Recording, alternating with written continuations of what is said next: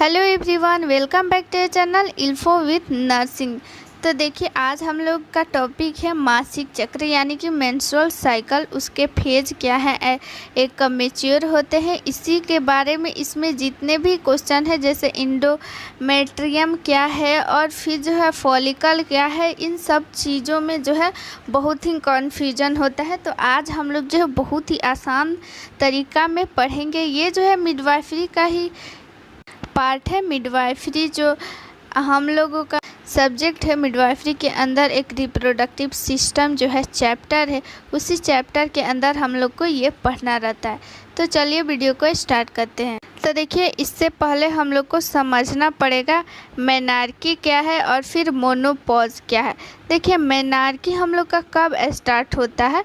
Menarche हम लोग किसको बोलेंगे, सबसे पहले जब हम लोग का जब फर्स्ट मेंस्ट्रुअल साइकिल स्टार्ट होता है, यानी कि कोई गर्ल्स है वो उसकी जो है प्यूबर्टी कब स्टार्ट होती है, 11 से 12 एज में। और इसी 11 से 12 एज में जो है वो मेंस्ट्रुअल साइकिल स्टार्ट हो जाती है, यानी ये प्यूबर्टी का एक लक्षण है ये गर्ल्स के अंदर। तो ठीक है, तो ये कब स्टार्ट होता है, 10 से 11 ईयर में। तो ये जब मेंस्ट्रुअल साइकिल जब पहली बार स्टार्ट होता है तो इसी को हम लोग मेनार्की कहते हैं। बहुत ही इम्पोर्टेंट है, ये जो है एग्जाम में पूछा जाता है कि मेनार्की किसे कहते हैं। तो मेनार्की आप लोग समझ गए, जब भी पहला जो है पीरियड्स आता है, जब भी मेंस्ट्रुअल साइकिल जो पहला स्टार्ट होता है तो उसी को मेनार्की कहते हैं। और फिर एक क्वेश्चन पूछता है मोनोपॉज, यानी पॉज यहाँ पे देखिए लास्ट में लगा हुआ है। तो देखिए, कभी भी जब हम लोग कोई वीडियो देखते हैं तो हम लोग वीडियो को क्या कर देते हैं, पॉज कर देते हैं, यानी कि क्या वीडियो को रोक देते हैं। यानी मोनोपॉज मतलब कि मेंस्ट्रुअल साइकिल एक एज आती है 45 से 50 ईयर, इसका जो है एवरेज देता है। इस एज में जो है हम लोग को मेनोपॉज आ जाता है, यानी कि मेंस्ट्रुअल साइकिल जो है वो जो है रुक जाती है। उस एज में जो है जो वुमेन होती है वो अपना जो है रिप्रोडक्टिव करने का जो भी क्षमता होती है वो खो देती है, यानी मेंस्ट्रुअल साइकिल जो है उनकी रुक जाती है। मेंस्ट्रुअल साइकिल जो है उनके अंदर जो है नहीं हो पाता है, तो उसी को मोनोपॉज कहते हैं। यानी कि जब भी किसी वुमेन में जब मेंस्ट्रुअल साइकिल जो है होना बंद हो जाता है तो उसी को मोनोपॉज कहते हैं। इन दोनों चीज़ों को आप लोग याद रखिएगा। देखिए, मोनोपॉज और ये हम लोग समझ के मेनार्की क्या है। अब हम लोग मेंस्ट्रुअल साइकिल पढ़ेंगे। तो मेंस्ट्रुअल साइकिल सब पढ़ने से पहले कुछ हार्मोन को हम लोग को जानना जो है बहुत ज़रूरी है, क्योंकि उसमें जो है ये सारे हार्मोन जो है रहेंगे। तो आप लोग को पहले हम इसको समझा देते। देखिए, मेंस्ट्रुअल साइकिल जो है पूरा खेल जो है हार्मोन्स का होता है। मेंस्ट्रुअल साइकिल की जो अवधि होती है वो कब तक होती है, ये 24 से 28 दिन का होता है, क्योंकि ये जो है एवरेज है, हर वुमेन में जो है अलग अलग दिन की होती है, तो इसीलिए इसका एवरेज जो है 24 से 28 दिन की होती है। ये जो इतना भी दिन का डिफरेंट आता है ये एक हार्मोनल डिफरेंट है। हार्मोन के कारण ही ये जो है किसी में कम किसी में ज़्यादा दिन का ये हो सकता है। तो ये पूरा डिपेंड जो है हार्मोन पे रहता है। और मेंस्ट्रुअल साइकिल जो है ये इसकी शुरुआत ब्रेन से होती है। ठीक है, ये ब्रेन से शुरू होती है। तो ब्रेन में ही एक हिस्सा होता है हाइपोथैलेमस। हाइपोथैलेमस जो है वो हाइपोथैलेमस से क्या एक्टिव होता है, GnRH। GnRH का फुल फॉर्म होता है gonadotropin releasing hormone. Gonadotropin releasing hormone, GnRH hormone जो है वो रिलीज होता है। और ये हार्मोन रिलीज जैसे ही होता है तो पिट्यूटरी ग्लैंड जो है, पिट्यूटरी ग्लैंड भी मस्तिष्क में ही होता है और हाइपोथैलेमस भी मस्तिष्क में ही होता है। तो ये जो है GnRH जैसे ही पिट्यूटरी ग्लैंड से स्रावित होता है तो वो एक्टिव कर देता है किसको, पिट्यूटरी ग्लैंड से, पिट्यूटरी ग्लैंड को। और जैसे ही पिट्यूटरी ग्लैंड एक्टिव होता है तो पिट्यूटरी ग्लैंड से ये दो हार्मोन जो है स्रावित होते हैं, LH और FSH।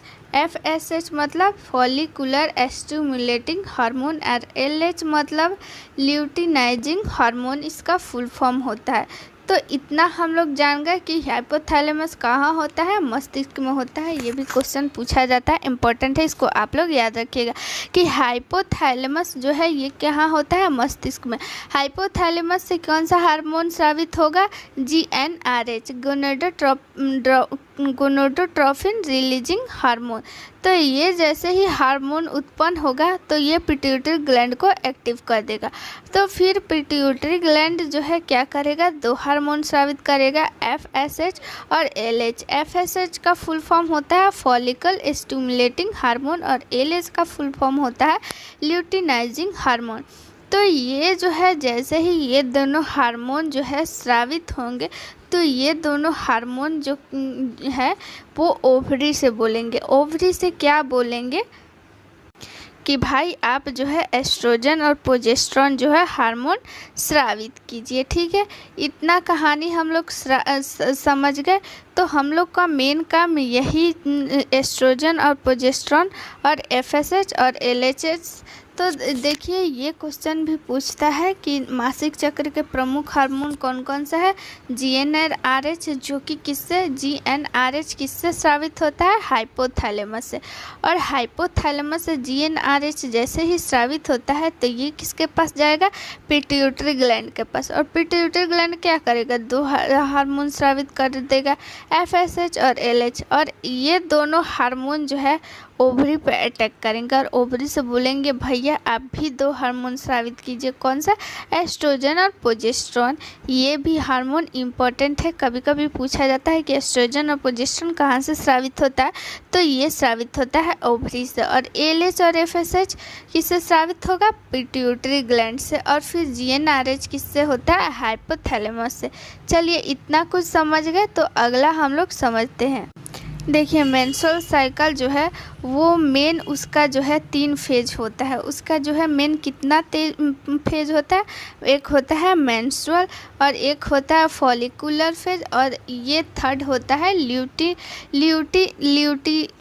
Luteal phase. तो ल्यूटियल फेज को जो है हम लोग सेकेंडरी फेज भी कहते हैं। इसका 2 नाम है, आप लोग इसको याद रखिएगा। ठीक है, चलिए तो बात करते हैं मेंस्ट्रुअल फेज का।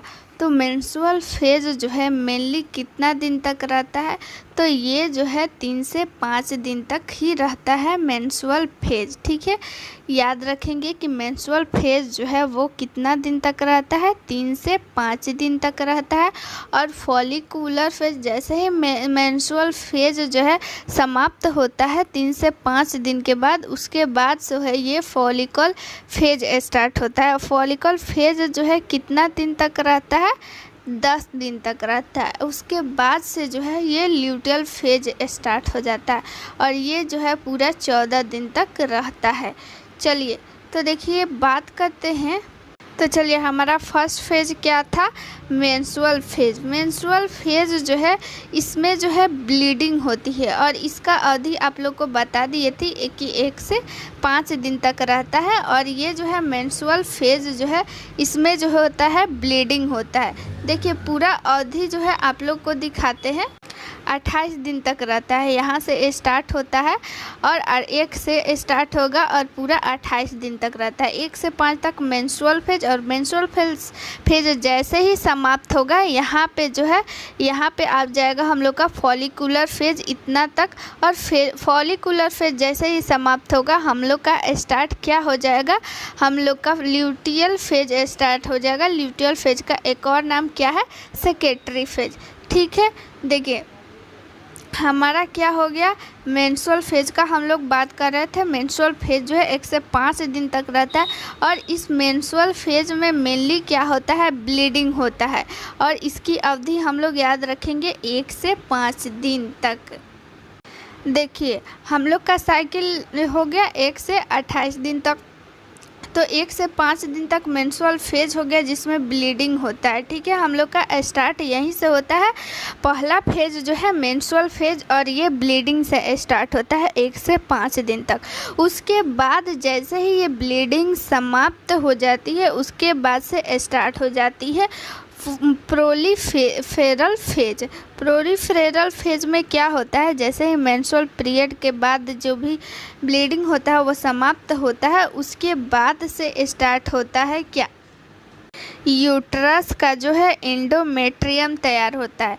तो एंडोमेट्रियम क्या है हम लोग जानेंगे कि देखिए एंडोमेट्रियम जो है ये हो गया पूरा यूट्रस, और ये यूट्रस के ऊपर का ये जो लेयर है एक बाहरी लेयर बनता है, इसको हम लोग बोलते हैं एंडोमेट्रियम। ये एंडोमेट्रियम जो है क्यों बनता है, एंडोमेट्रियम इसलिए बनता है कि जब भी कोई मान लीजिए यहाँ से एग आया और एग आने के बाद यहाँ पे फर्टिलाइजेशन हो जाएगा, तो यही एंडोमेट्रियम जो है भ्रूण को जो है उसका पोषण मतलब जो भी देख रेख होता है, जो भी इसका बचाव होता है, तो वो एंडोमेट्रियम ही करता है और यही ठीक हो जाता है बाद में, यानी मोटा हो जाता है यूट्रस का। यही जो है एंडोमेट्रियम जो है एक लेयर है, ठीक है, लेयर है, ठीक है, ये एक लेयर बन जाती है कब, फॉलिकुलर फेज जब स्टार्ट होता है, तो इसी फॉलिकुलर फेज में जो है एंडोमेट्रियम एक लेयर बन जाती है यूट्रस में। और ये जो है इसकी अवधि जो है पूरा 10 दिन तक हो गया। और ये जो है उसके बाद से क्या होता है, जब ये फॉलिकुलर फेज चलते रहता है तो ओवरी में भी उस टाइम कुछ काम होते रहता है। यूट्रस में तो एंडोमेट्रियम जो है ये लेयर बनते रहता है, लेकिन ये जो है ओवरी में भी कुछ काम होते रहता है। ये होता है यूँ कि 12वां दिन तक ये एंडोमेट्रियम जो है बन जाता है यूट्रस में। उसके बाद से जो है इसमें जो होता है फॉलिकुलर, यानी फॉलिकुलर क्या है, जब देखिए कोई भी लड़की जो है जन्म लेती है तो उस समय जो है उसके ओवरी में जो है कुछ अंड जो होते हैं वो उस जन्म के समय से ही रहते हैं। तो ये एक फॉलिकुलर हो गया। आप लोग को रुके फिगर के माध्यम, ये हो गया एक, देखिए ये प्राइमरी फॉलिकुलर हो गया। और यही जब वो फॉलिकुलर जब फेज चलते रहता है तो इसी फॉलिकुलर का जो है उस समय ओवरी में निर्माण होते रहता है और ये जो है मैच्योर होता है। और जैसे ही 14वां दिन आता है तो ये फॉलिकुलर जब मैच्योर हो जाता है 14वां दिन में, तो इसी फॉलिकुलर से जो है अंड निकलता है, ये रप्चर हो जाता है। 14वां दिन जो है ये जब मैच्योर हो जाता है, इसके अंदर जो है लिक्विड जब ज़्यादा हो जाता है तो ये 14वां दिन जो है फट जाता है और इसी फॉलिकुलर से जो है अंड निकलता है। और ये अंड जो है जब निकलता है तो उसके बाद से जो है ये फॉलिकुलर किस में होता है, ये जो ओवरी आप लोग देख रहे हैं इसी में फॉलिकुलर रहता है। इस फॉलिकुलर में क्या रहता है, एग रहता है। तो ये जब एंडोमेट्रियम बनते रहता है उस समय जो ये है फॉलिकुलर ये मैच्योर हो जाता है। जैसे ही मैच्योर हो जाता है इसके अंदर ज़्यादा द्रव भर जाता है तो ये जो है फट जाता है और फटने के बाद से जो है उसमें से एग निकल जाता है। 14वां दिन जो है ओव्यूलेशन हो जाता है, यानी एग अंडोत्सर्ग होता है, अंडोत्सर्ग को ही ओव्यूलेशन बोल लेंगे। तो यानी कि 14वां दिन जो है ओव्यूलेशन हो जाएगा, यानी अंडोत्सर्ग हो जाएगा। यानी कि क्या, जो फॉलिकुलर होता है उस फॉलिकुलर से जो है अंड बाहर निकल जाता है। यही जो फॉलिकुलर जो होता है इस फॉलिकुलर से ये एग निकल जाएगा, यानी इसको हम लोग बोलेंगे ओवम। वही ओवम को ही हम जब ओवम जो निकलता है इस फॉलिकुलर से, तो ओवम जब निकलेगा तो उसी को हम लोग ओव्यूलेशन बोलेंगे। और ये जब ये एग जो है ये एग जब विकसित होने लगता है तो इसी एग को हम लोग कार्पस ल्यूटेम कहते हैं।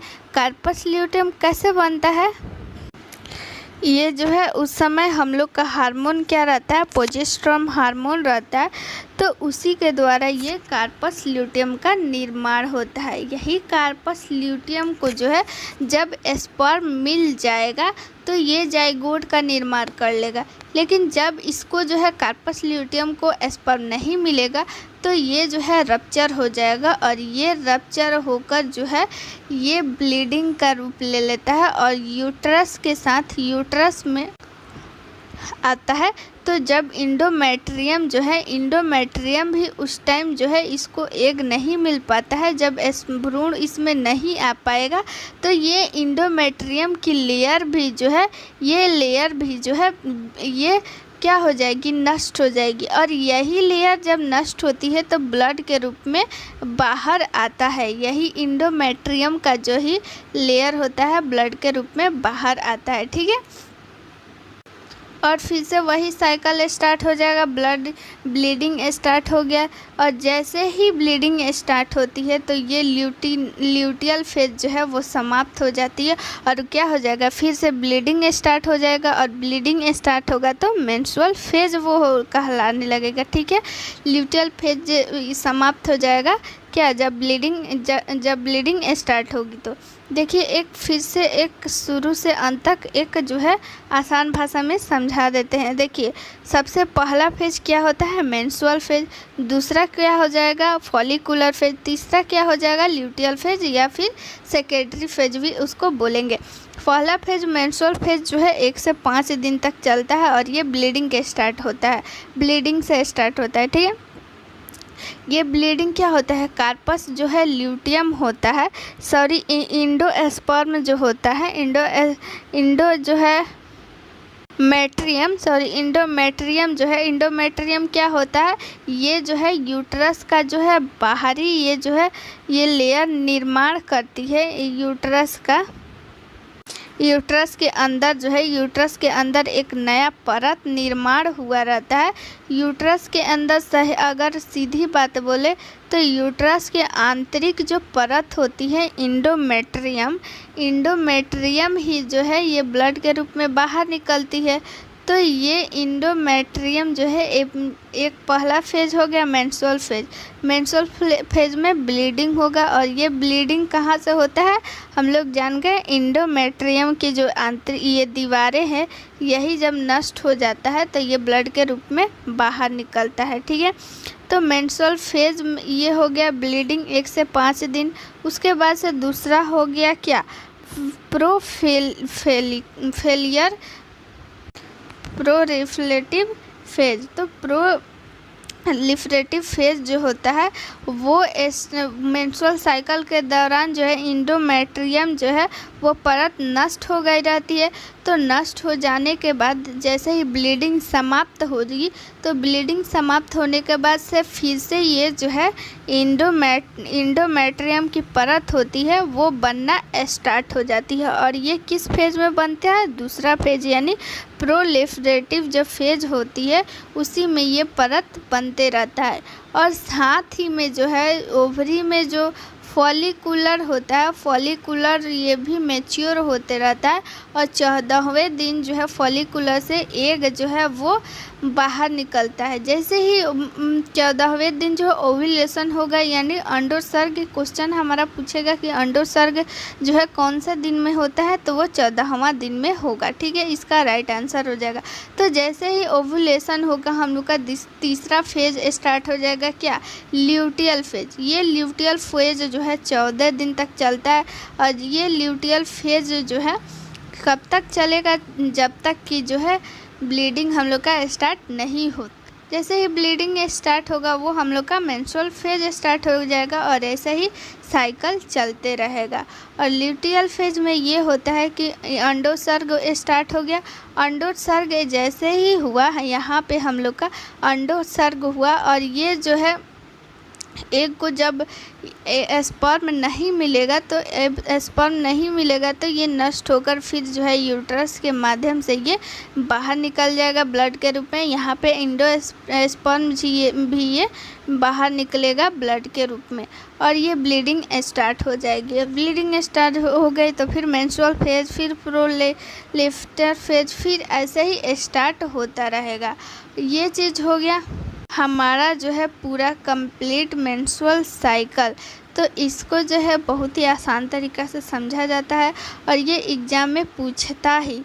तो चलिए हम लोग का जो है आज हम लोग का जो है क्यूज हुआ था, पिछले क्लास का जो वीडियो का क्यूज हुआ था हमारे टेलीग्राम चैनल पे, उसका आप लोग को रिज़ल्ट दिखाते हैं। तो जो भी हम लोग फुल फॉर्म में याद किए थे वो जो पर्ची में लिखा जाता है डॉक्टर क्या लिखते हैं BDOD, जो भी हमारा पिछला वीडियो था उसका हम लोग यूज किए थे।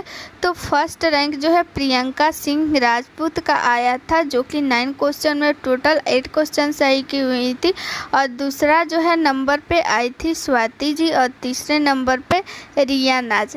तो आप लोग भी टेलीग्राम चैनल पे ज़रूर से जुड़ जाइए, डिस्क्रिप्शन में लिंक है और वहाँ पे जो है जो भी पढ़ाई होता है वीडियो का फिर उसका क्यूज कराया जाता है। तो वो क्यूज आप लोग दीजिएगा तो ज़्यादा से ज़्यादा आप लोग को समझ में आएगा और ये भी पता चलेगा आप लोग को कितना समझ में आएगा और आप लोग का नाम यहाँ पे लिया जाएगा। तो चलिए मिलते हैं नेक्स्ट वीडियो में। थैंक यू, जय हिंद।